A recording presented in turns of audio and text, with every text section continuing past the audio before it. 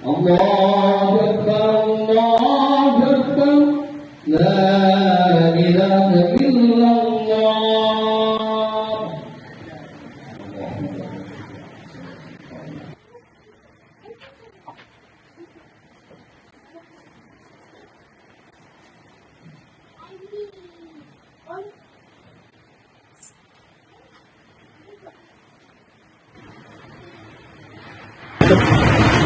Alhamdulillah, nahmaduhu wa nasta'inuhu wa nastaghfiruh. Na'udzu billahi min shururi anfusina wa min sayyi'ati a'malina. May yahdihillahu fala mudilla lahu wa man yudlil fala hadiya lahu. Wa ashhadu an la ilaha illallah wahdahu la sharika lahu wa ashhadu anna Muhammadan abduhu wa rasuluh. يا أيها الذين آمنوا اتقوا الله حق تقاته ولا تموتن إلا وأنتم مسلمون. يا أيها الناس اتقوا ربكم الذي خلقكم من نفس واحدة وخلق منها زوجها وبث منهما رجالا كثيرا ونساء واتقوا الله تساءلون به والأرحام إن الله كان عليكم رقيبا. يا أيها الذين آمنوا اتقوا الله وقولوا قولا سديدا يصلح لكم أعمالكم ويغفر لكم ذنوبكم ومن يطع الله ورسوله فقد فاز فوزا عظيما.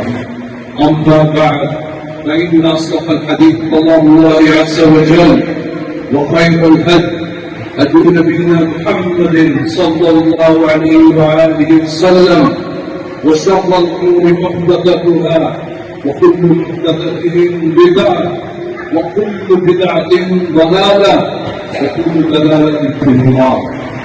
عباد الله،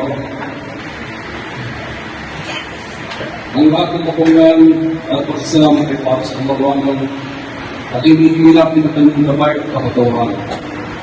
Ibigin natin sa Kanya na ibigkas tayo sa masamang hakang amanin ng ating mga sarili at sa kasamaan ng ating mga baba. Kung sino man ang gabayan ng Allah ay walang pwede mabilang dito, at kung sino man ang kanyang bigaw ay walang kaya magdagdag sa Kanya sa matuwing dadaan. Tumikistigo ako na walang dapat ang sampahin kundi ang Allah subhanahu wa ta'ala lamang, at tumikistigo ako na si Muhammad sallallahu alaihi wasallam na kanyang ibig at sugo. Muramuhan ko at i-respect ko kapatid sa Islam. Sa araw na ito ay gusto kong ibahagi sa inyo ang tungkol sa araw ng Jumat at ang kaalagaan at pagtutugnay nito sa buhay ng isang Muslim. Mga kapatid sa Islam, nararapat natin na bigyan ko dahil ito ay natataki sa lahat ng araw ng bawat linggo. Ang mga ibada namin sa Allah sa araw ng Jumat ay totoong nakapahalaga. Sinabi din ng Qayyim rahmatullahi alayh na ang araw ng Jumat ay araw ng pagpupusiging ibada at ito ay tulad sa Ramadan ng mga buwan ng taon. Ito ay mabibilang salita kung iisipin natin. Ngunit oras sa araw ng Jumat, bago umupog ang araw, kung kailan ang paggawa natin ay ginatanggap ng Allah subhanahu wa ta'ala, ay ginahalin tulad sa Laylatul Qadr ng Ramadan pagdating sa kaalagaan ito. Allahu Akbar. Hindi ba lahat tayo ay nag-aabang at pumupusawin sa gabi ng Ramadan ng nakaraan? Nang maasa tayo na masalun natin ang kabag ng Allah subhanahu wa ta'ala para matawarin tayo sa ating mga kasalanan na nagawa sa ating kasawang nakaraan natin, upang makalit natin ang bayaran at tumbas ng isang libo na taon ng pag-ibada sa Allah. Di ba din ang ginawa natin ng mga kapatawaran ng lahat ng mga tao? Ganyan iniupuntahan ang Yom Jumat sa lahat ng araw ng bawat linggo. Subhanallah. Kaya nararapat lamang na bawat isa sa atin ay magpahalaga sa atin ng Jumat. Mga mga kapatid na lalaki at babae sa Islam, ang araw ng Jumat ay tinatawag na Jumat dahil ito ay ginamit sa salitang Arabic na ibig sabihin ay pagsamahin o itipon. Ang mga kulang pa naman, Rahimahullah, ay pinag-usapan ito kung bakit tinawag ang araw ng Biyernes ng Juma. Sabi nila, ito ay dahil sa araw ng Juma ay nakikipon karamihan ng Muslim upang bigamos ang salat ng Juma. Sinabi rin ng mga ulama na ang Juma ay ang araw ng kumpleto ang paglikha ng Allah subhanahu wa ta'ala kay Adam al-Islam. Alam natin na si Adam ay pinubuo ng katawan lupa at ng kanyang ruho. At sa araw na ito ay pinagsama ng Allah Azza wa Jalla ang dalawa. Sa araw ng Juma din ay maraming rasulna na hinahikayat ang mga Muslim na gawin. Maraming makutihan at gantipala na pinagsama-sama upang kampan natin. Pinapapasa tayo ng Surat Al-Jam. Hinahikayat tayo ng bigkas na salawat at ng maraming beses ng Muhammad sallallahu alaihi wasallam. Ang mga diwa sa Juma ay tinatanggap. Hinihikayat din tayo na magdasal sa araw na ito. Pinagdidigan tayo ng marami sa araw na ito. Sinabi rin sa atin ng Rasulullah sallallahu alaihi wasallam na dumating tayo sa salat ng Juma ng maaga dahil sa mga kagpipala nito. Nang isa na dito ay paano tayo nag-alay ng kamelo sino ang nagbuka at nagmula sa sakutan. Alam niyo mga kayo sa mga kayo sa Saudi Arabia at may nakapagtrabaho na doon ng matagal at medyo nakahuli na nila ang malabo. Alam nila na isang kamelo ay isa sa pinakamahal na pwede dito. Bakit ito ang trabaho? May mga kamelo po na nagkakahalaga ng 60,000 riyals up to 1.3 billion riyals sa kamelo. Ang katumbas ng 60,000 riyals ay 7,000 pesos. Okay? Yan po ang pinakamababang halaga ng kamelo. At tulad na sinabi ko ito ay makabot ng 1.3 billion riyals. So para sa mga dumating na maaga na una sa Southern Awal, ay ginupo ng biya sa masjid, ay para kayo nagsatakan ng 16 million pesos. Yun yung makikot niya. Meron ba sa atin pwede magsatakan sa 16 million pesos? Walang ibang paraan, mga kapatid, kung hindi maulot tayo sa pagpapalo. Doon nila kasi. Yun ay kung ang intensyon natin ay makarating na maaga sa salat ng Juma ay dahil na sa diyan natin na gusto natin sumunod sa sinabi ng Rasulullah sallallahu alaihi wasallam. At higit sa lahat ay gusto natin maglugod ang Allah at sa atin. Hindi ba ito imposible? Yung mahal ko kapatid. Hindi ba ito imposible sa kita sa atin? Hindi ba ito imposible sa Allah ang Khalik na siyang lumikha sa libutan ng mga kapatid dito? Wala imposible. Mga mahal ng kapatid sa Islam, gusto ko kong ibahagi sa inyo ang isa sa napakagandang halit ng Rasulullah sallallahu alaihi wasallam. Kung saan sinabi niya detail, buong detalye, ang tungkol sa araw ng Juma. Ito ay isang halit na sabi na mayroong matibay ng Islam ni Abu Hurairah radhiyallahu anhu na kung saan sinabi ng Rasulullah sallallahu alaihi wasallam, khairul yawmin tala'at ash-shams yawm al-Jum'ah. Ang pinakadakilang araw kung kaya sumisikat ang araw ng bawat linggo ay ang Yom al-Jum'ah. Ano ang ibig ito? Ito ay araw ng pag-asa, ito ay araw ng kabag, at ito ay araw ng ni'mah or blessings. Ang Nabi sallallahu alaihi wasallam mismo ang nagsasabi sa atin na ang Jum'ah ang ahsan na yom. Ito ang pinakamahalagang araw sa bawat linggo na dumadaan. Kaya dapat na kailangan na nabigyan natin ito mga kapatid. Huwag din natin siya rato na parang bang, uy, ganito gawin na. Bukas ay walang pasok. Makakadyan na natin ang mga pamilya natin at kaibigan. Hindi ko sinasabi na ito'y masama. Ngunit ito ay side enjoyment lamang. Mga kasiyahan na binigay sa atin ng Allah subhanahu wa ta'ala para sa masayang pagsasama ng isang. Ngunit, kailangan natin ang mas pahalaga ng araw ng Juma dahil ito ay nagtataglay na ibang ibadat na hindi natin makakamtan kung pakasa ng ibang araw. Ito ay nagtataglay ng malaki at napakaraming nagpipala. Kaya nga sinabi ng Nabi alayhi-salatu-wassalam na ang Juma ang pinakadakilang araw sa lahat ng araw sa isang linggo at kailan sumisikat ang araw. Sa kanyang pagpapatuloy, sinabi ng Rasulullah sallallahu alaihi wasallam, "Bihi yulika Adam." Ito ang araw na nilikha si Adam alayhi-salatu-wassalam. Pinili ng Allah Azza wa Jalla ang Juma upang umpisahan ang pagdami ng isang katawan na simulan ni Adam. Hindi pinili ang Yom al-Ahad. Hindi, kung makakayo mo kami sa Masaf, hindi, ang pinili niya ay Yom al-Juma. Sa susunod ay nagpatuloy ng Nabi a.s.w. Huwag hindi ubdid.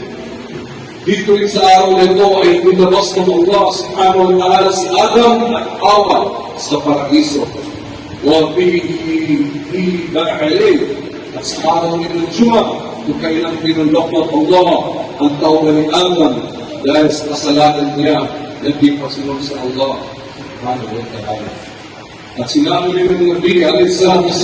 na sa Juma din tinanggal ng Allah Azza wa Jalla ang ruh ni Adam. Huwag pinipubit. Dito sa araw na ito, dahil namatay. Huwag pinipakong asyara. Dito ay nabigyan mas nabigas mo na natin. Ay ganun mo sa araw ng Juma ay araw ng mangyayari ang Yom al-Qiyamah. Wow, wow.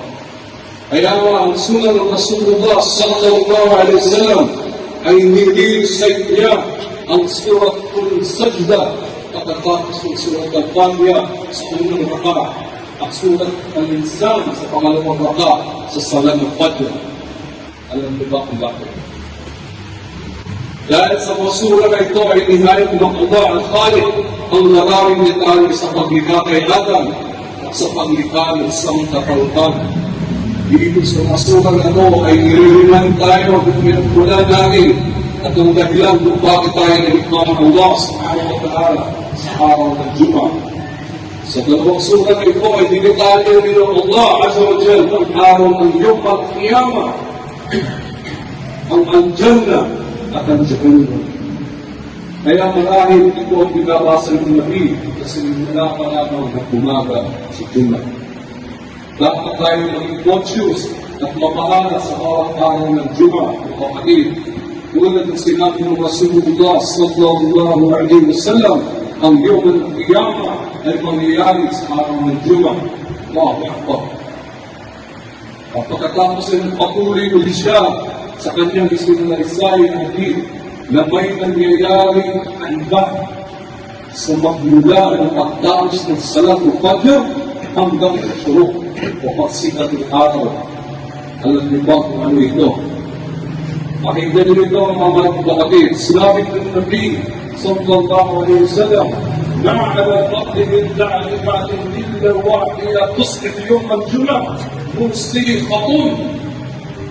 Sinabi niya na dahil ang Yom al-Qiyamah ay pangyayari sa araw ng Juma, wala isang gayo sa balat ng lupa na hindi nag-iisip pagkatapos ng Salatul Fajr at sila ay sa Diyos nakikiramdam. Mustighatun. Pinakikigad ng mahigit. Pinakikigad ng mabuti. Ano ang pinakikigad nila? Pinakikigad. Ila ang isipin nila ang Yom al-Qiyamah.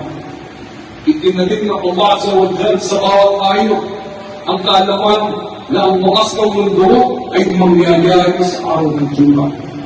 Hindi alam kung ano eksaktong araw, ngunit nasa fikra nila na ang Yom al-Qiyamah ay mangyayari sa araw ng Juma. SubhanAllah. Hatta kundu aslam syafaqan hanggang sa oras ng syurok. Aabang sila. Lahat sila ay natatakot baka dumating lang Yom al-Qiyamah illa ibn Adam. Maliban sa mga tao. Sa ibang hadith sinabi na Abu Dawud at Imam Ahmad, illa al-jins wal-ins. Maliban sa mga jin na tao, hindi sila naghihintay o napapahata. Hindi nila sinuseryoso na baka yung al-Qiyamah na. Hindi nila inisip na baka ang araw ng Juma ay yun ang aking pagbubuong. At ito ay dahil sa wala tayong pagpapakalaga kasi namin ang Rasulullah sallallahu alaihi wasallam. Mga mahal kong kapatid sa Islam, ito ay isang seryosong katotohanan na hindi natin pwedeng itanggi. Halimbawa na lang sa mga bayan, lugar na natapos ng Fajr nila. Ilan hindi nakapasunod ng kanya sa oras? Ilan ang hindi nakapagdikap ng lang? Ilan ang hindi nakapagpasunod ng lang kahit hindi kaya? Absolutely no, sis. Walang pag-aalinlangan, walang pag-aalam. Ang insan, ang tao, nagdiwa para sa araw ng Juma. Long Islam. Ang araw ng Juma, ang araw na dapat na pinagkakadaan natin ang pagdating ng mga piyama. Dahil ito ang sinabi ko sa Rasulullah. Ang sino man sa atin na parating niyang inihahanda ng kanyang sarili sa araw ng Juma, nataglay niya ang taqwa sa Allah subhanahu at matinding tao na bagay ito ng araw ng Qiyamah ay magiging magaan ang paglilingkod sa kanya sa araw ng Tabuko. Sinabi ng ating mahal na Nabi, alayhi salatu wasalam, ay pagkakahangin ng Allah Azza wa Jal ang araw ng pagmumukong para sa kanya. Allahu Akbar. Mga mahal na kapatid sa Islam, maghanda tayo. Huwag natin pabayaan na tinutulugan natin ang oras ng Fajr dahil sa araw ng Jumat. Sinasabi sa ating ng Nabi, alayhi salatu wasalam, na mga hayop, at klaseng hayop, ang ibon, ang insekto, lahat sila, pinakinggan nila, inawakan ng araw at magmumok sa bawat araw ng dumarating. Nag-arakan nila sila. Masyado silang balisa. Nababakala. Ako natakot sila. Sabi ng Rasul, maliban lang ang mga taong jinn. Asaran sila. Tulog tayo sa oras ng Fajr. Wala mo ng trigger. Wala mo ng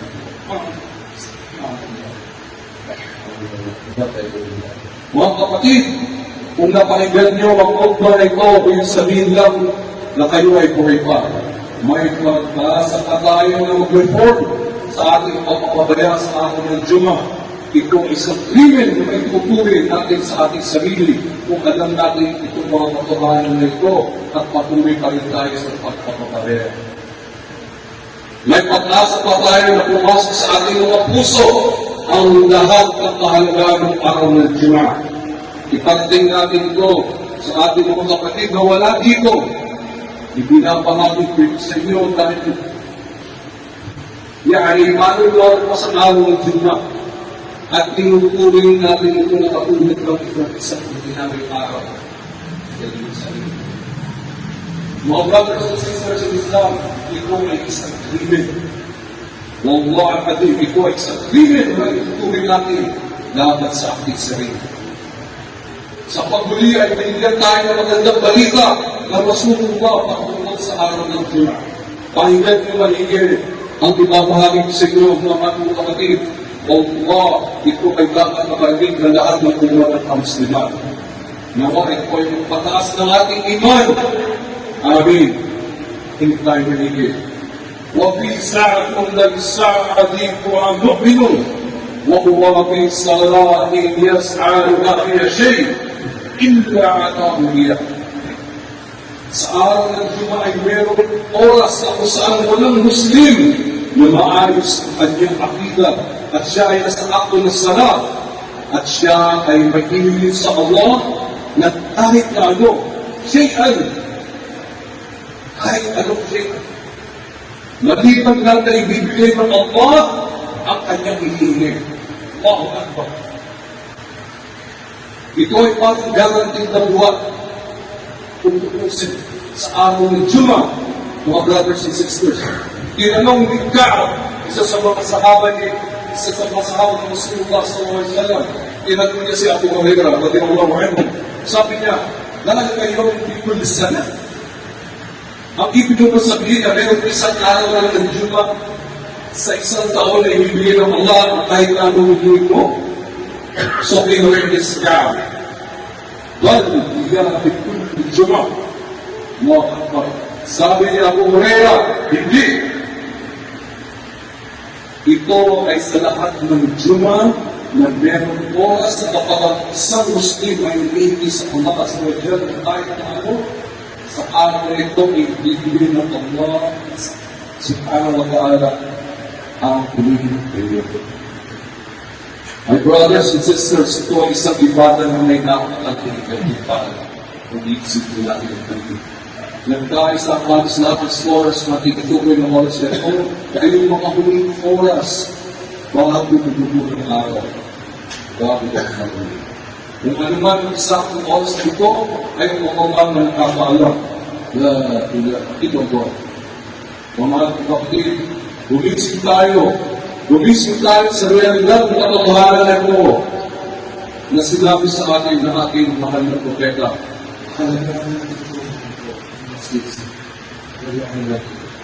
قل قولي هذا واستغفر الله لي واستغفروه انه هو الغفور الرحيم.